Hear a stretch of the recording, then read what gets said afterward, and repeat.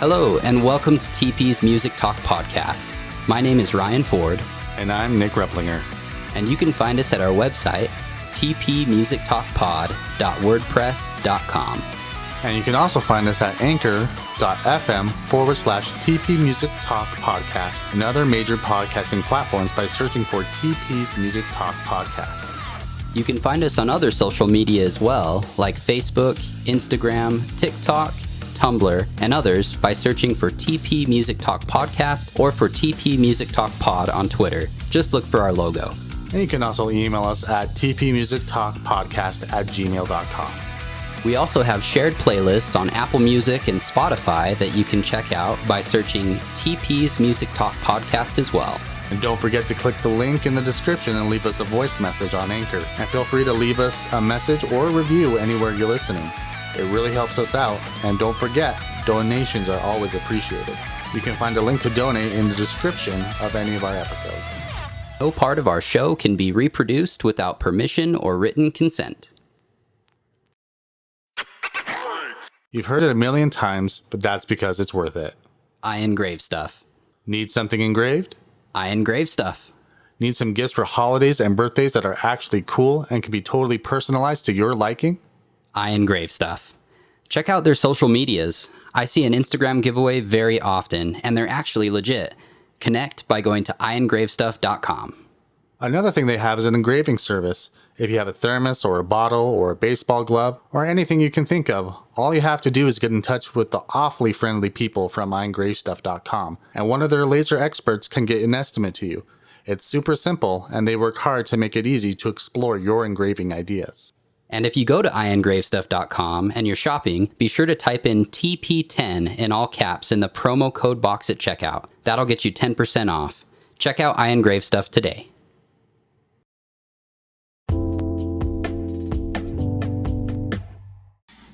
Hello and welcome back to Transmitter. I am Nick Repplinger, and with my co-host Ryan Ford, we have an exciting topic for you today. We're going to be talking about the subgenre of nu metal.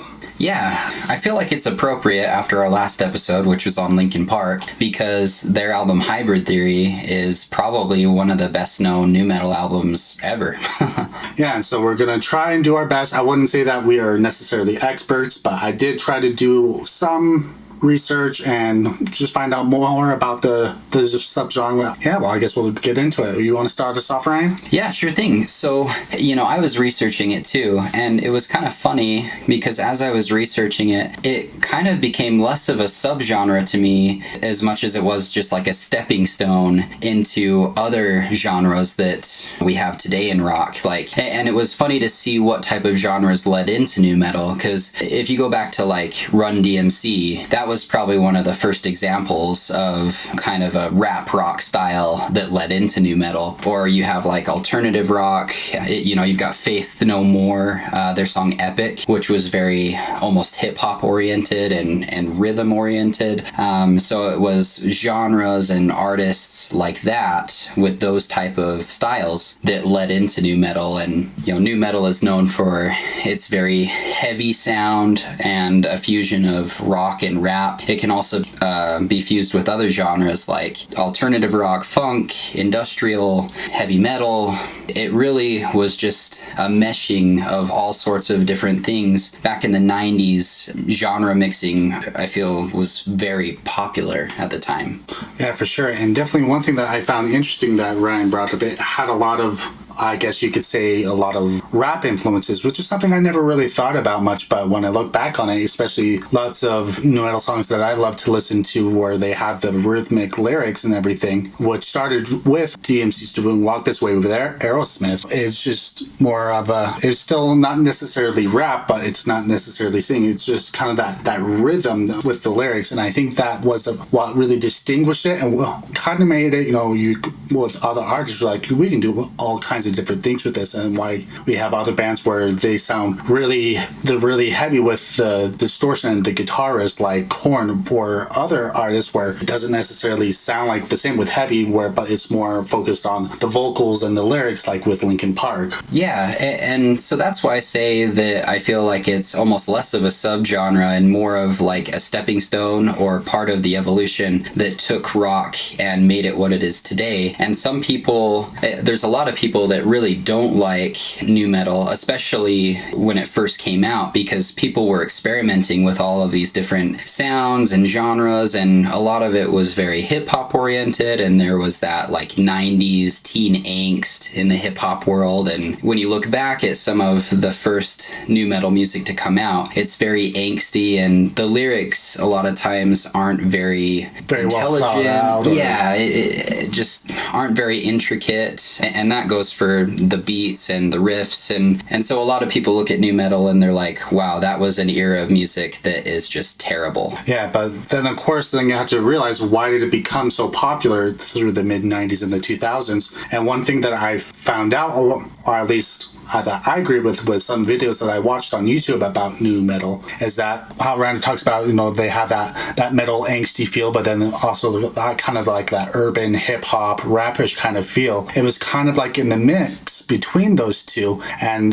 there was kind of an audience where they didn't necessarily feel all about that aggressiveness from grunge that was very popular in the 90s too, or that urban feel with with rap artists like Tupac or Biggie, and big artists that were big in the hip hop rap eras of that time. It was kind of like an in between with nu metal, and so a lot of people, why it had such a big following, because some people didn't necessarily fall in both, but they found a mix between both of those with the rhythmic lyrics and vocals, and then of course the heavy and more aggressive guitar riffs is kind of a mixture of both worlds. And so they found that they could identify with both of those worlds, and instead of just being like in between both. Yeah, and I love how you brought up the grunge genre as well, because that actually played a big part in creating nu metal as well. The alt rock and the alt metal from the 80s, as well as the grunge that came about in the 90s, helped fuel that nu metal sound. People were trying new and different things. There was a lot more aggression in music. I feel like through the 80s there was a lot of kind of that glam rock feel. You had the long hair, the wild hair bands, the clean cut solos, all of that kind of stuff. And throughout the 90s, bands and musicians were realizing, hey, we have this freedom of speech. We can use it and become a little bit more aggressive and fight the system.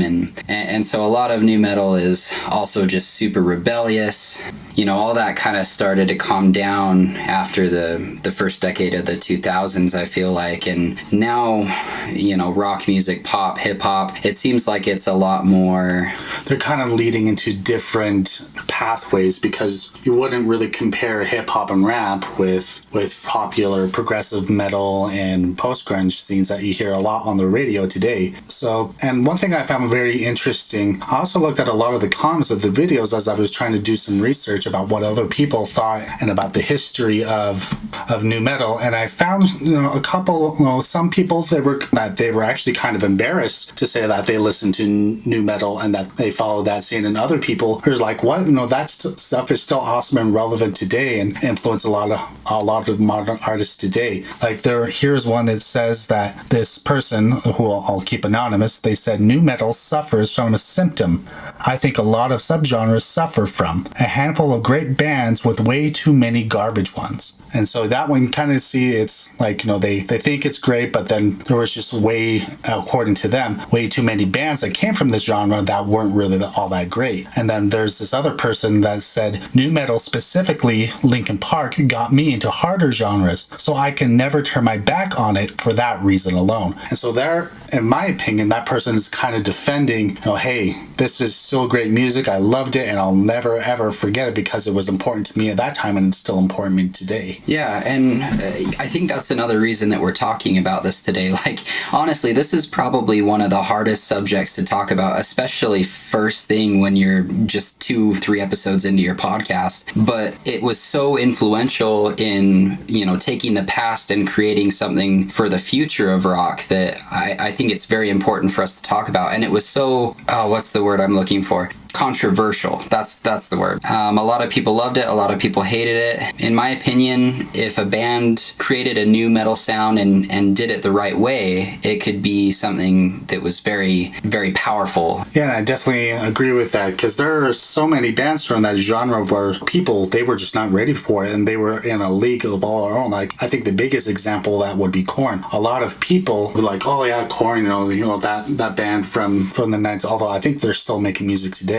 But a lot of people with their older and new stuff, when they were becoming big, when they were opening, when they're still making a name for themselves, opening for other big bands, they didn't fit in with those other genres. They kind of stuck out like a sore thumb and like, oh, whoa, what is this? With their very heavy, intricate riffs. And then, of course, with the rhythm vocals and everything and just all the different things that they would do. And what made them a very big, I guess you could say, frontman or leader in the new metal genre. Well, yeah, and maybe we should start getting into, some of the bands that we grew up on that were new metal and other popular new metal bands and how they've aged and which ones are still around today. I feel like that would be something that would be interesting to talk about. One that instantly comes to mind when I think of new metal is Linkin Park's Hybrid Theory, Linkin Park's album Meteora, but there's many other bands. There's you've got Korn, Slipknot's early material was definitely new metal, Deftones' early material was new metal, and then Limp Bizkit. Although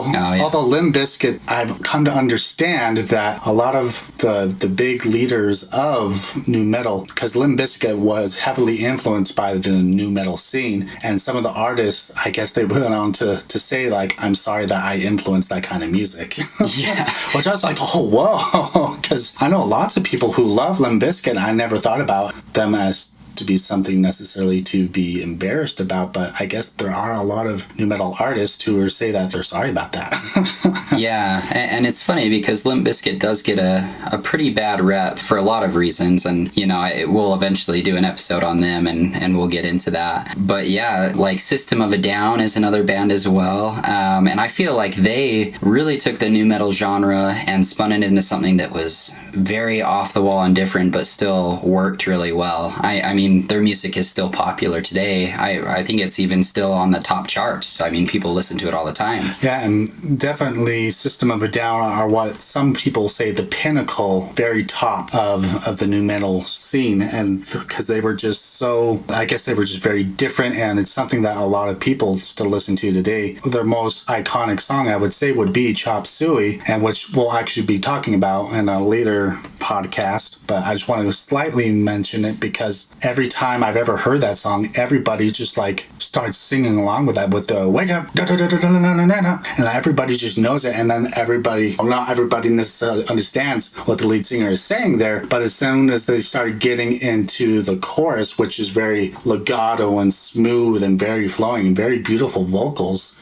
everybody just starts singing along and just loves it, and definitely a high point of new metal. Yeah, I couldn't agree more, and I'm very excited to talk about that song. It'll actually probably be our next episode. But yeah, carrying the torch, I would say, with new metal is probably Bring Me the Horizon. Their latest album actually included a lot of genre mixing. Every song felt like a different genre. In the past, they had a kind of a harder sound, more screaming, but they're kind of changing things up as well, and they really look up to Linkin Park, which we talked about in our last episode. But yeah, I feel like they're one of the leaders in like that new metal sound today. And it's funny because if you look back at the 90s and the 2000s, a lot of bands that were coming out as new metal, if they're still around, they're no longer using that genre of music. They're no longer considered new metal. Like Linkin Park, they went from that new metal sound to more of a hip-hop electronic sound, in my personal opinion. But. Yeah, hip-hop, electronic, rock, alt rock,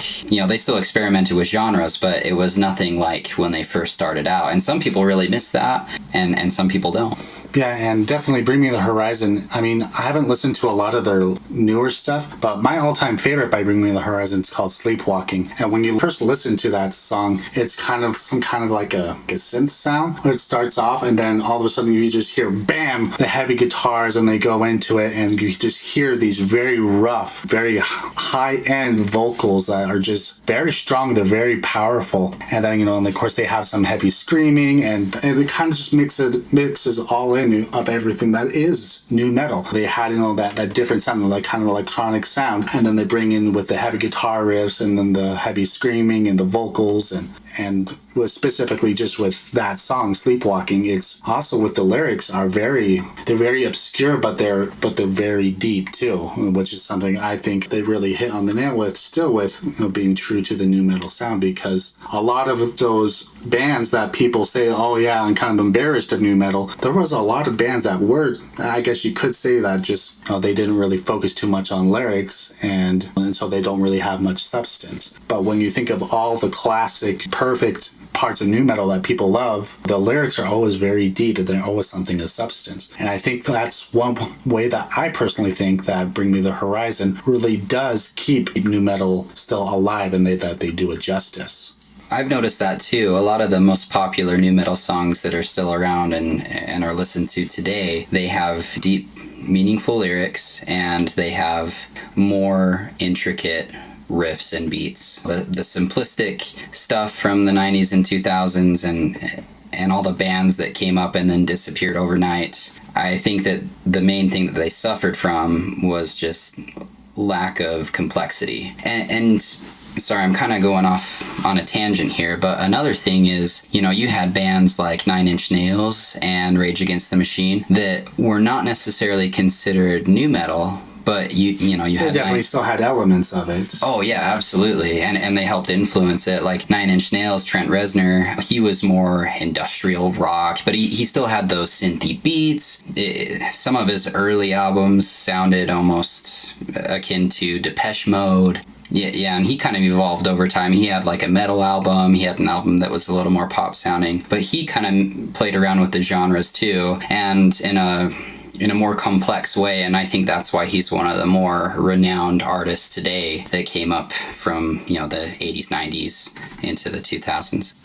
And then moving on into Rage Against the Machine, I just wanted to put a quick note in there as well, because they had a lot of elements of nu metal too. You had that hip-hop type sound, and it was very rhythmic, but there was a lot more funk thrown in with that, and you still had the hard riffs.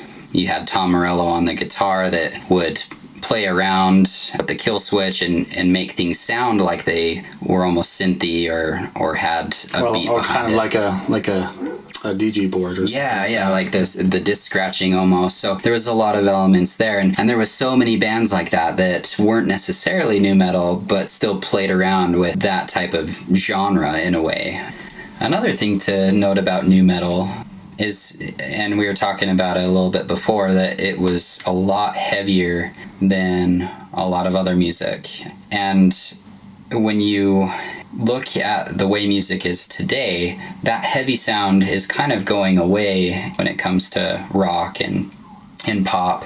Back in the 90s and 2000s, nu metal was so big. I think everyone growing up during that time period liked that heavy sound, and that's why everybody that is my age or Nick's age today kind of misses it in a way. Yeah, I definitely would agree with that statement, because a lot of what I loved to listen to back in the early 2000s when that was the time when I was discovering my own music. I would just loved hearing those heavy distorted riffs, but also what makes any different from like maybe the popular alternative rock that came from like maybe Blink-182 or Yellow Card, bands like that, is that there was always something different, something very, I guess you could say, askew is the word I'm looking for, because they were always just something different. A lot of Korn stuff, they would have like different things, like the lead singer, he had like be almost like kind of like scatting or like making weird grunting noises, but very rhythmically right in his music. And I would definitely say it's just different things like that would add to the music that made it different from just average rock that was evolving at that time, from the grunge to the post-grunge, and also the alternative punk scenes that were growing and developing at that same time too, which kind of made it different from all those other kinds of rock as well. Yeah, people were getting very creative, which, I mean, just in different ways. And I feel like we should probably tell you the actual definition of nu metal as long as we're getting in depth on this. The actual definition for nu metal, well, it says, nu metal is a subgenre of alternative metal that combines elements of heavy metal music with elements of other music genres such as hip-hop, alternative rock, funk, industrial, and grunge. Nu metal bands have drawn elements and influences from a variety of musical styles, including multiple genres of heavy metal. So that's the exact definition of nu metal that you can find online. And I think that that's pretty comprehensive. Yeah, I feel like it really reaches out into all those different things. I mean, it's got funk, it's got hip hop, it's got alternative rock, heavy metal. A lot of those, it's got industrial, and I feel like it encases a wide variety. And even still, even though nu metal is not as popular as it was back then, it's still, when you listen to other bands like we talked about Bringing the Horizon, when they do other things, you hear all these new and different sounds because it reaches out into other genres. I mean, when you think about with Run DMC, I mean, they teamed up with Aerosmith. I mean, hip hop with, a big hair band from the 70s and 80s, that was kind of unheard of at the time. And when they were working with Aerosmith and all that, it was just it was born from that. And just, it takes from all these different other genres to make something new, but it still has elements of all those other genres that you still love and familiar with. And I think that's what gravitated people towards it, because it had, like the definition said, hip hop, alternative rock, funk, industrial, and grunge, and all those other different genres all meshed into one. Well, it's funny because, Run DMC, that song Walk This Way, I think in the music video, it's been so long since I've seen it, but I think in the music video, there's actually a wall. Oh, separating. Yeah, there is. Yeah, and they actually break through it, and that's when you get the collaboration of both of them. And I think that's that's such perfect, I guess you could say symbolism, or... Yeah, because at the time it was just unheard of, and for the hip hop world, and then that kind of glam rock world, just for both of them to come together like that was such a cool thing. And also one thing I think was kind of interesting, because I did see like a clip of that when I was doing a little bit of research on this, because when it was the hip hop side with Run DMC, they were just in this like small, like gloomy basement, but then it showed Aerosmith, they were in front of like a big giant crowd playing in a stadium. And I think it also represented,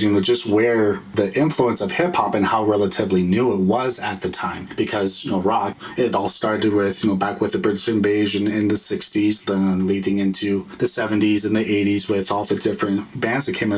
Rock had been around for a while at this time, but hip hop was still kind of emerging and still kind of new, and I thought that was kind of an interesting thing that they did in that music video with Walk This Way, to kind of show, I guess you could say, where rock came from and how it kind of, I guess you could say, took on hip hop to kind of influence what became nu metal today too. I'm not sure if they necessarily thought, this is nu metal now, but it's kind of just showing, hey, this is something new, we're trying this out, what do you guys think? And that's, I guess, just my personal opinion on just the kind of like the symbolism of that music video, right? Yeah, and that's why it's so important, right? We feel like, to talk about this kind of first thing, because, and we should probably tell our listeners now, we're going to be going back in time and talking about how rock music kind of started, and we're going to be talking about hip hop too, and we'll probably go into that history a little bit as well, because it's actually been around a little longer than people think. But yeah, I feel like rock music in the mainstream has definitely been around, quite a bit longer than mainstream hip hop, and we'll talk about all of that. But that's why we wanted to start out with nu metal, is because it encompasses so much, and it was such an interesting time period, and it's something that people our age grew up on. And whether you're our age or you're a lot older than us or you're younger than us, this is just a very important stepping stone to talk about. And that's why I said at the beginning that it almost is less of a subgenre and more of a stepping stone, because when you see bands try and do that nu metal sound today, they're basically stepping back in time. When a band comes out and they're trying to hit a nu metal sound, most of them, sound like a 90s or 2000s band, because they're actually taking that sound and trying to play with it again. Unless you're doing it in the way that Bring Me the Horizon or some of... Well, yeah, but the thing with Bring Me the Horizon, they do hit on all those, but they do it in a way, I know it's hard to describe, but they do it in a way that is still new, it's still fresh, and not necessarily listening to the bands of the mid-90s and early 2000s either, in the new metal genre. Yeah, thank you for adding that, because I feel like there's going to be people out there that are like, well, no, that's not right, because I know this new metal band and they're doing a great job and it doesn't sound like it's from back in time. That's not necessarily what I'm trying to say. I'm just trying to say that it can either sound fresh and new and great, or some people like to take it back and try to make it sound like it was. And I'm not saying that's a bad thing. Yeah, so I guess one question that I have for you, Ryan, is, because one of the biggest was like, oh, well, I already touched on it before, but I really want to get your opinion on it, is how do you feel new metal here and today, looking back on the past? Do you feel kind of, because like those two quotes that I read from those comments, one was like, yeah, I mean, it was great, but I'm a little embarrassed about it, and looking back today, and the other was like, no, this helped me find a lot of different music and helped define the kind of music that I love and like, and it will always be a part of me, and I'm not embarrassed about it. What is your stance on the new metal genre? Do you feel like it's something that should be just tucked away and like never thought of again, or do you feel like it really is something that was great that doesn't, I guess, the same spotlight like it used to, that you feel like it maybe should or not? What do you think? I feel a little bit of both. Like when you look at bands like Limp Bizkit, who literally have a song that says, I can't actually say the words because it's like explicit content, but basically they just say F you, F you, F you up over and over again throughout the whole track. I don't think I've heard that one. Yeah. Anyway, like some of those songs just really haven't aged well, just really never should have. I apologize if you like that song. I'm not saying that it's a bad thing to like that song, but if you look at how good music, in my opinion, would have to include, complex lyrics, something that's worth listening to. And I just feel like some of those new metal songs and albums and bands just are not complex enough and just haven't aged well. But that being said, the new metal genre was needed, and in my opinion, and I feel like there's a lot of great bands, great songs, great albums that came from that time period and that subgenre. So I can see a little bit of both, and I feel like today in the landscape of new metal, it's definitely not like it used to be. They're not leading the forefront of music anymore, but there are still some really interesting albums coming out, like Bring Me the Horizon's newest album.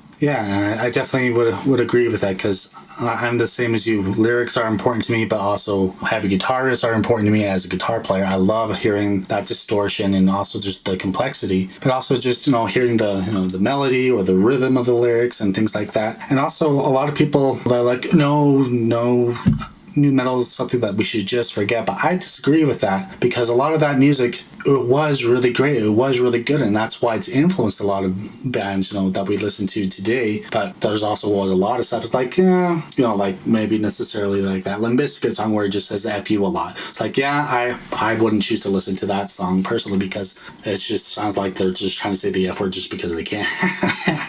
Exactly. And that brings me to quote by Corey Taylor that I also found in a quote that I thought was very interesting, when they were talking about why maybe not necessarily all new metal is great, but some of it was amazing, why maybe we shouldn't just forget new metal altogether. The quote said, the comment said, and they're quoting Corey Taylor of Slipknot and Stone Sour, he said, as Corey Taylor said in All Out Life, old does not mean dead, meaning just because it's old doesn't mean that new metal isn't around anymore and it's not relevant and that it's not good. And then he goes on to say new does not mean best, meaning that just because it's something in the past and something that people are doing today doesn't mean it's the best music that ever came out, which is something that I personally really agree with, because there's lots of classics that have been out for decades that I love to listen to. It's like every time I hear it, it's like, oh, I'm going to turn that up. And when it comes specifically talking about new metal, I feel like there's a lot of songs where I hear it's like, oh my gosh, it's such a great song. I haven't heard it in forever. But then, of course, there's also new stuff. And it's like, oh yeah, that's a great beat. But just because it's by the latest and greatest artist doesn't necessarily mean that it beats out all the rest. Yeah, I couldn't agree more. Yeah, I definitely feel the same way there. And I feel like I need to say, if you're listening to this and you have a different opinion, that's totally fine. Like, we're not trying to step on you, or, if our views differ, I'm totally fine with that. We're totally okay with that. Yeah, I just want to say we're totally okay with that as long as you do it in a respectful manner. If you just want to trash talk and stuff like that, at least I personally won't respond to something like that. But, oh, yes, of course. I mean, but... Because everybody's opinion matters, but if you're going to degrade someone for it, then definitely that's a different context, and we'll definitely handle that in a different way. Agreed. And but the reason I say that is this is a very controversial subgenre topic, because it really is more than a subgenre in a lot of ways. So, but yeah, I mean, feel free to comment if you want to leave us one of those little voicemails in the Anchor, on the Anchor website. We would love to hear some of those. We would love to hear your opinions on all of this and your thoughts and ideas, because, we're not experts. We're just trying to cover this as we know it, and in a way we know more than a lot of people, I feel like, just because we kind of grew up in that era. I mean, yeah, kind of a little bit. But yeah, Nick, I feel like I've been doing a lot of talking and answering a lot of questions. I would ask you the same ones. How do you feel about new metal music today? Do you have any favorite songs or albums? So for me personally, I wasn't very big into new metal. I would definitely say the most new metal I listened to a lot was definitely Linkin Park, which is why we keep bringing them up, because I feel like that was the biggest of new metal that really influenced us. But I can also say that as I've gotten older and looked a little bit more into new metal, one band I still haven't listened to a whole lot of their stuff. I actually definitely would be Slipknot, even though I like their frontman Corey Taylor's other band Stone Sour a lot better than Slipknot. There are some songs by Slipknot that I absolutely love that are just amazing songs, like Snuff, which has amazing guitar and incredibly deep lyrics. Oh yeah. I mean, it's very, very dark too, but I feel like that goes without saying when you talk about a band like Slipknot. And then there's other songs that I like that are just definitely heavy and they're more political, because I definitely think that Corey Taylor likes to give his opinion on this, and some of these things he definitely has a valid point, I think. And one of them that I really personally like is Psychosocial. I just love the heavy guitars that are in the beginning, and then a lot of people, well, I guess a lot of the older generation, because I know my mom would say, it's like, hey, he's doing Screamo. It's like, it's not necessarily Screamo, he's just yelling, so it's Screamo. And it's like, no, it's not Screamo, but his vocals are definitely very rough in the beginning. And but then once he gets into the chorus, that's when he actually starts singing, and it's very melodic and it's very different. And I definitely feel it pays tribute to that, I guess you could say, that new metal style, where it's very different, because when he's yelling, it's definitely very rhythmic, like it was when I guess you could say the roots of new metal went with Walk This Way, because Walk This Way is a very, very, very heavily, I guess you could say, lyric rhythm driven song. And I feel like that's one of the bands that I like. I really love that rhythm with the lyrics. And so that's one reason why I love Psychosocial musically by Slipknot. Oh, go ahead. Oh, sorry. I was just going to say, so Slipknot is definitely one of your favorites that you grew up on. I wouldn't say I necessarily grew up on them, but listen to music now. I've been exploring some of their other music more. Like, I definitely love Stone Sour a lot better than Slipknot. Yeah. But of course, when you listen to Stone Sour, Corey Taylor is the frontman for both Stone Sour and Slipknot, so you're bound to listen to some of both of those. Yeah. And I would say Stone Sour falls more under the post grunge, which is what I love a lot better than new metal than necessarily Slipknot, which is more of a heavy metal, new metal style band. Yeah, and I love Stone Sour and Slipknot both for different reasons. I think that Stone Sour is definitely, well, I don't know, because Slipknot has changed their sound as well. Like I was gonna say that Stone Sour has kind of evolved a little bit more and became a little bit more complex, like we've been talking about. But Slipknot has done that too, and Corey Taylor is just an amazing frontman, honestly. Oh, he's amazing, and his vocals are just. There's something, there's very few artists that are still making rock music in the rock genres today. Few, I would say would have superior vocals to him. I think personally some people maybe that could rival his would maybe be Adam Gontier, formerly of 3 Days Grace and currently of Santa Sonia, and then also Benjamin Burnley, Breaking Benjamin. And that's my personal opinion. Otherwise, and I wouldn't compare other bands from maybe Bring Me the Horizon or other bands that are definitely more progressive metal or something like that to compare it against something like Slipknot or Stone Sour with Corey Taylor, because that's just it's a different form of rock. Yeah, and this is just our opinion. You may have a differing view, and that's fine. But yeah, I think that Corey Taylor's great. And yeah, so with nu metal, it was a very interesting run, and it's been kind of fun to talk about how it's influenced our music today and how music from the past influenced the come up of nu metal. iEngraveStuff.com is a local engraving service based in Linden, Utah. If you want an amazing engraving done on one of your personal belongings, get in touch with one of their specialists today. You might meet McKay, who is one of the main brains of the operation. He's also one of our close friends and the drummer of Nick's band Blix 10. Follow their Instagram page to stay in touch with the latest news for iEngraveStuff. And be sure to type in TP10 in all caps in the promo code box when you're shopping online at their store. I really enjoy their work. They make engraving look easy when it actually has quite a few factors that come into play. Many things can switch and cause a problem, but the pyros at iEngraveStuff have it down to a science. They are continually improving their craft, which has been cool to see. If you want in on this action, look up iEngraveStuff on Instagram, Facebook, and iEngraveStuff.com.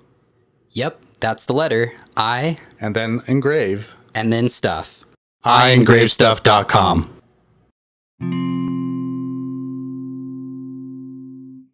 One last thing I want to touch on before we kind of close everything up here. It's interesting that a lot of unique vocalists kind of came out of the nu metal era. You have the lead singer of Deftones with his almost like... very smooth, very silky. Right, thank you. Yeah, that's probably a better way. And then you had like Chester Bennington, who had those ringing tenor vocals and those awesome screams. And, you had System of a Down that was very like rhythmic bass, but they also had their secondary vocalists who had the very clean, just chiming out vocals that were crystal clear. Yeah, that would definitely, I personally would think would be like Ear Candy.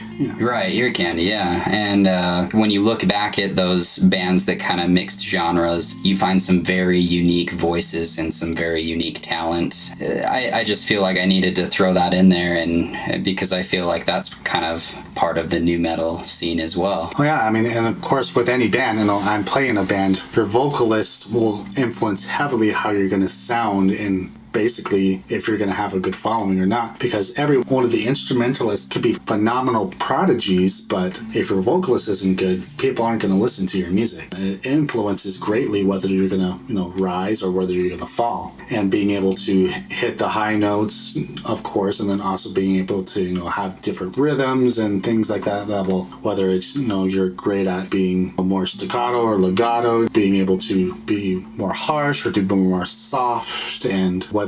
Well, and sorry, I'm kind of going off on a tangent here, but one more thing that I also wanted to add was I feel like nu metal did a lot for the hip-hop culture. It helped kind of bring that into the mainstream even more. And you had bands like, hip-hop groups like the Beastie Boys, who were so influential in their own way, mixed rock with rap, and they were so good at just creating sounds that no one had heard before. So, but yeah, that kind of helped pull pull all of that hip hop into the light where people could see it. You know, people that wouldn't normally listen to hip hop, they would find it by listening to nu metal and those different genre mixing bands. Yeah, and I also want to go back. I came back to my thought process. The reason why I was talking about all the different sounds and different types of vocals is because not necessarily every great band in the world has necessarily had a great singer in there. And I'm not saying that you can't go anywhere without a great singer, but it really influences a great much. And so one reason why I think all these vocalists have such different and unique voices is because they knew how to, I guess, bend them and make them work to their own advantage to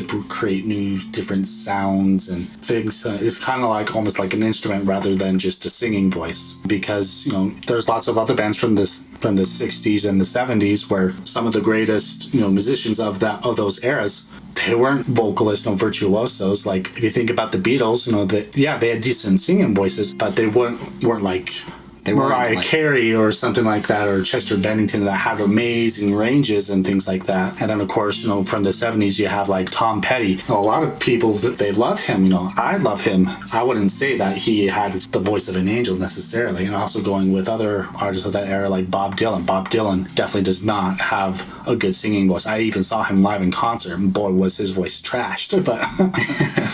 But they're able to make the music, you know, something that people can, you know, listen to and relate to, and also going along with the lyrics that they write as well. Yeah, and you know, we're not saying that you need to have an amazing voice either. You know, like if you look at Queen, you know, he has an amazing voice, amazing range, but when you look at his when he first was coming out with his music, a lot of people didn't really gravitate to him. He's definitely, I would say, a lot more popular today than he ever was. Oh, yeah, definitely. When he started out. But to kind of close this all off, you know, we just wanted to reiterate that, you know, this is just our opinion on things. We're just trying to give you some knowledge and something to listen to, something to entertain you. And that way maybe you can learn something about this genre that you didn't know before. And we're going to be talking about Chop Suey by System of a Down in our next episode. Our next episode will probably be a little shorter than this one because it will be a song-oriented episode. But yeah, we just kind of wanted to keep up the theme, you know, with Linkin Park, nu metal, and then we wanted to take a song that was kind of the pinnacle and use that. So you'll probably be hearing more about Chop Suey in our next episode. And we also wanted to tell our listeners that we're going to try and release things on a bi-weekly schedule. Right now, we're still kind of getting off the ground, so we can't guarantee that it will be every 2 weeks. But yeah, you can expect a bi-weekly schedule from us, especially as we get better at what we do. Yeah, for sure. So we want to thank you guys for listening. We hope you enjoyed this, and definitely give us your thoughts and opinions. You can email us, leave a comment, or whichever platform that you decide to listen to us on. And we want to thank you for that, and we look forward to bringing you the next podcast. We're going to leave you with a quote from Jonathan Davis of Korn, who is one of the fathers of nu metal. Nick, do you want to take it away? Yeah, so I think this quote that I'm about to read you, it definitely very much fits in with, I guess, kind of the ideal topic of nu metal and what we covered on how some people, they loved it. Some people were like, they loved it at the time, but now they're over it. And the other people just like, no, let's just forget that. But I think this definitely how what Jonathan Davis of Korn says here kind of fits into that. He says, "You laugh at me because I'm different. I laugh at you because you're all the same." Jonathan Davis. Thanks for listening, guys. We'll see you next time.